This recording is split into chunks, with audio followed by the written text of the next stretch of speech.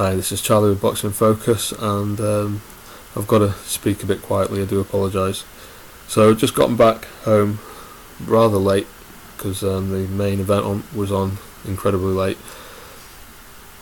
That was an interesting night of boxing. I'll start with the main event because that was the one that I got most wrong. Chisora just did not show up. It was a little bit strange.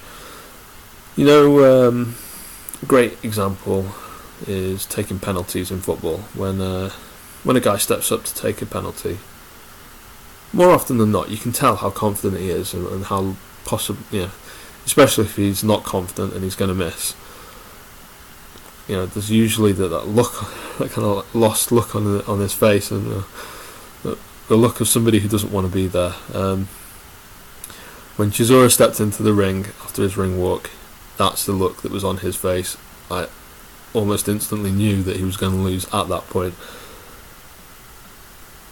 Fury, on the other hand, clean shaven, which I thought was a good thing for him, because I have this theory about guys going into fights with beards when they're not normally bearded. Tyson Fury looked relaxed and jovial, and he fought that way. He was nice and loose, and he boxed well. Chisora, on the other hand, he looked like he had no self-belief or confidence from the opening bell. He was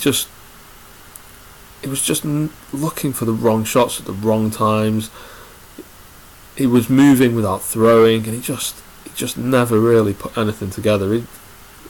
A smattering of bodywork on the inside, which, when you're fighting a much bigger guy, just a few body punches aren't going to bother him. You got to really pile on the pressure. Where was the Derek Chisora that we saw walk through hellfire with Robert Helenius and Vitaly Klitschko? Where was that guy? This guy was timid. He spent half the fight on the back foot. He just didn't seem to really want to be there, and Fury just picked him off.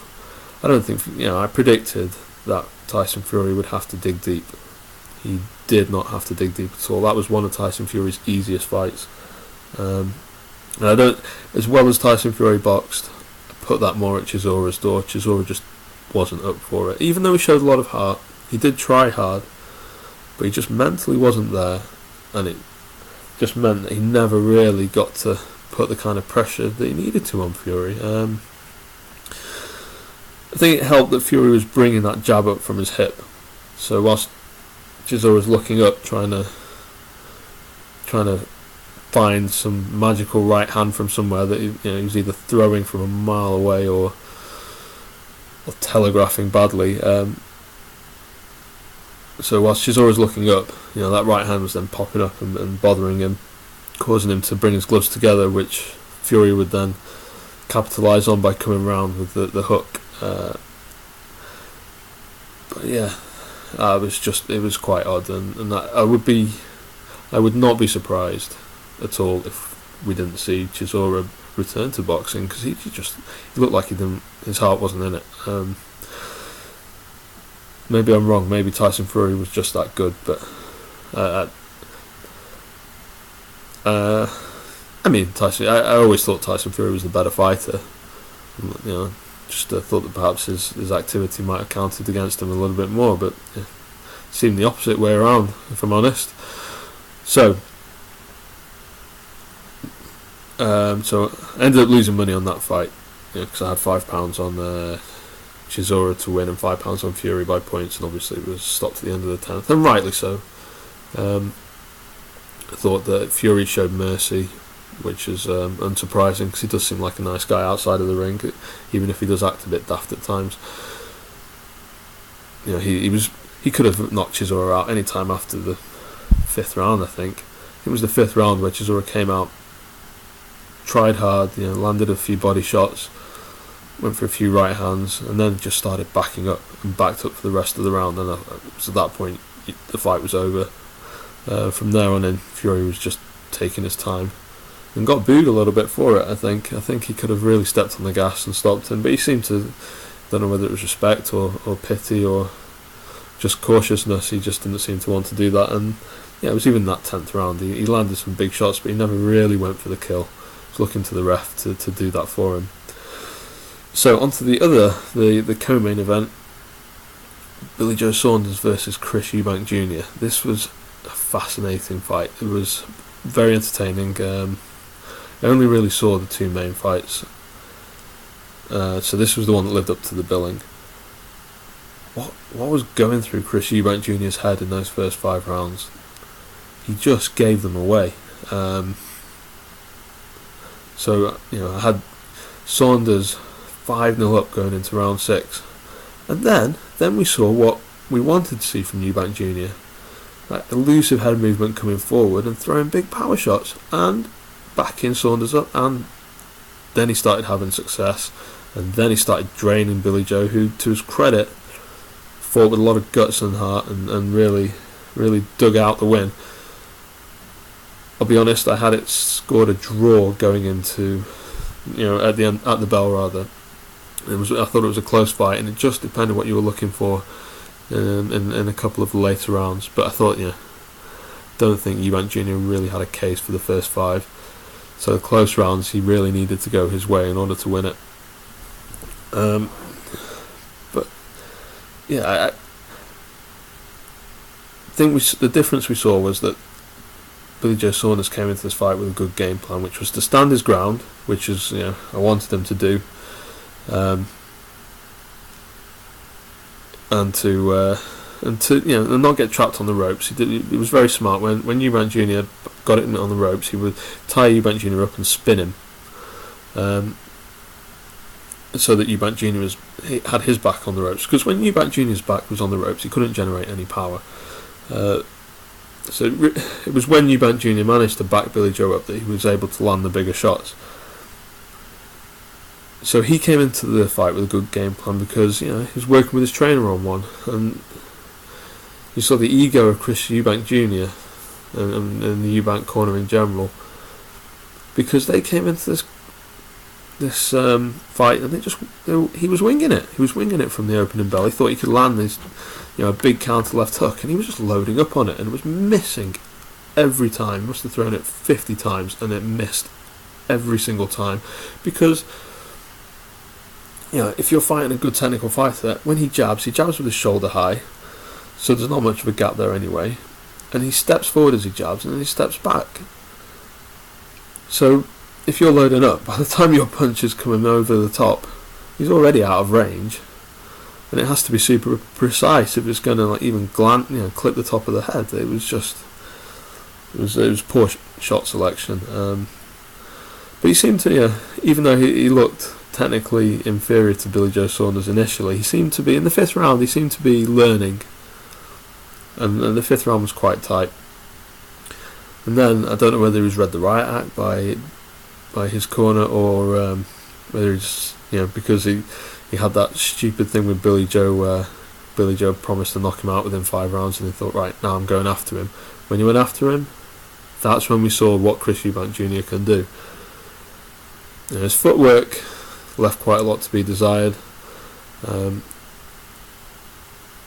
but he had the natural strength, he had the natural size and the power, and he was making it tell, but he'd left it too late.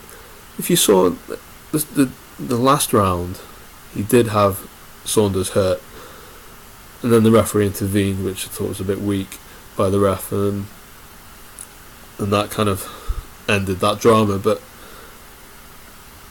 by that point, Saunders looked tired, and he was really struggling because he had slowed down a lot. He was struggling now to avoid the big shots. If Eubank Jr. if that wasn't round 12, if that was round 9 or 10, then Saunders is in a world of trouble. Why did he leave it until round 6 to start fighting properly? It's just, you've got to put it down to ego and naivety and inexperience, because he's had his way in most of his fights up until this point. But I think it's the best thing that could have happened to Chris Eubank Jr. I think he needed this, because Billy Joe Saunders wasn't enough of a threat to capitalise on that naive game plan. I mean, he wins the fight, but I mean, he never really threatened Eubank Jr., I don't think. If he was to make that kind of mistake against if he was to come in that naively against a Gennady Golovkin, or an Andre Ward or somebody. These are the types of guys that Eubank Sr. had been comparing him to rather foolishly. If he was to come in like that against them, he's going to get knocked out. So this means he has to go back and work. He can look at the footage of that fight and he can see where Saunders was taking the game away from him in the footwork and in the shot selection, and Saunders was keeping his chin nice and tucked, whilst at times Eubank Jr. was holding his in the air and open to a counter. But you saw Eubank Jr. had the better reactions and the better athleticism, but he just didn't have the better technique, and that's what really went against him early. And that's what it didn't go against him, but later in the fight. But that's what kept Saunders in it. That's what kept Saunders in the fight when Eubank Jr. was imposing himself, because Saunders was able to land good shots, and he was able to, when they weren't going at it really hard, when the fight was at a bit of a distance, he was then able to edge that as well. Later in the fight, which made some of the rounds closer and allowed him to get the victory. So, hats off to Billy Joe Saunders. I actually made a small amount of money on that fight because the odds had shifted. When I bet on Eubank Jr., he was Billy Joe Saunders was the favourite, and by the time of the fight, Eubank Jr. was the favourite. So I took Saunders to win on points, and that made me a small amount of money, which I obviously lost on the Fury Chisora fight, which was a shame. What was wrong with Derek Chisora? I did have one last fight. I caught the last 4 rounds of Bradley Skeet and Frankie Gavin. I'd taken a punt rather than picked on Bradley Skeet. It's not that I particularly thought he would win. Just looking at it, looked like he presented a bit of a challenge, and then the odds looked quite good value. I caught the last 4 rounds, and it was a chess match, but Skeet gave away the last 2. He literally gave them away. He just didn't do anything in the last 2 rounds. And Frankie Gavin dug deep, but it's not like he did a lot. Again, they were very tight and close, but Skeet just needed to be using his jab. But again, experience on a at the top level counted against him there. Gavin knew he had to do something, whereas Skeet perhaps was, because it was a tight fight, perhaps thought that what he was doing was enough, but it wasn't. So that one didn't go my way, but not that I particularly expected it to. I just didn't know how to make a covering bet on Frankie Gavin, if I'm honest, because I wasn't really sure what he was going to do. But there you go. That's why I only bet £5 at a time, because you don't want to lose too much money by making foolish bets. This is Charlie with Boxing Focus. Let me know if you enjoyed it. Let me know what you thought of the fights. I thought we saw, the end of Derek Chisora. I thought we saw that Fury had kept himself ticking over, but we didn't have to see that much from Fury in the end. Thought that Eubank Jr. showed that he has the potential, but he has got to learn the tactical side of the game. And the technical side of the game a bit better, and I didn't really see the rest of the other fights, so I don't have a strong opinion on them. This is Charlie with Boxing Focus. Let me know what you thought.